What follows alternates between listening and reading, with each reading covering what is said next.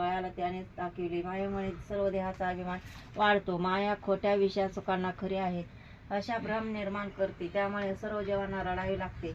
इंद्रियांचे सुख प्राप्त करण्यासाठी डोके फोड करावी लागते.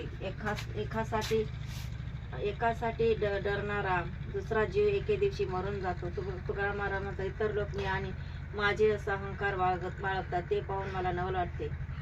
आम्ही सर्व देहभाव विठ्ठलाच्या चरणी अर्पण केला आणि निवांत झालाय. आमचे हित होईल असे उपाय तो करत असतो असा विचार आम्ही कानाने प्रत्यक्ष श्रवण केला. त्यामुळे मनाच्या गाभाऱ्यात सुख दुःख नाही, आनंद सामावला आहे. मी विठ्ठलावर सर्व भार घालून निसंग निवांत एकटा राहिलो आहे.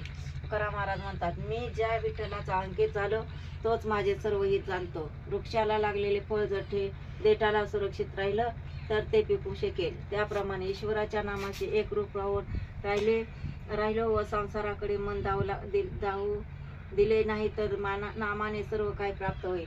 ज्या गावाचा जो रस्ता असेल त्या रस्त्याने गेलो तर आपण मुक्कामाच्या ठिकाणी पोहोचू शकू. परंतु रस्त्यातून जाताना मध्ये काही विघ्ने येता कामा नये. तुकाराम महाराज म्हणतात, नामाच्या मार्गाने वाटचाल करताना संसारातील काही विघ्ने आली तर लाभाची हानी होते. तुकाराम महाराज म्हणतात, नामाच्या मार्गाने वाटचाल करताना संसारातील काही विघ्ने आली तर लाभाची हानी होते. परमार्थाच्या विरोधी बोललेले वचन मला सहन होत नाही. ते ऐकून माझे मन कासावीस होते. म्हणून माझ्या जीवाला अशा लोकांची संगत आवडत नाही. एकांतात बसून ईश्वराचे नाम घेणे आवडते. देहबुद्धीची भावना व विविध वासनांची संगत यावेळी आवडत नाही. त्याचा उबग आला आहे.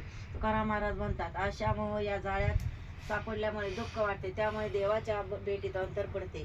देवा, तुझ्याशी संबंध ठेवणे खोटे आहे असे वाटते. तू आमच्यापासून लांब होतोस तेच बरे होते. तुझ्यापासून आमचा काही लाभ न होता आमची फसवत होते. तुझ्या व माझ्या व्यवहारात हाताशी मुद्दल काही आले नाही अशा प्रकारे तू भक्तजनांना फसवितोस. अशी तुझी रीत सर्वत्र पसरली आहे. तेव्हा तू भक्तांना फसवतोस अशी ओरड आहे. तू कोणाला दंड करतोस, खंडाने व्यवहार करतोस. तू बलदंड आहेस. कोणी भक्त तुझ्याकडे काही मागावयास आला तर त्याच्या तोंडावर काही सुखभोग टाकतोस, त्यामध्ये गुंतवितोस आणि लपून बसतोस. तुकाराम महाराज म्हणतात, भक्ताला इच्छित वस्तू न देता त्याची समजूत काढतोस असा तू ठक आहेस.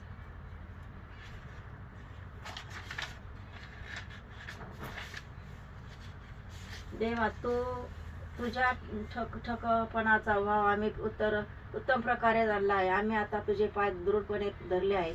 तू आम्हाला थोडे फार देऊन फसविण्याचा प्रयत्न करू लागलास तर आम्ही फसणार नाही व तुलाही फसू देणार नाही. आमच्या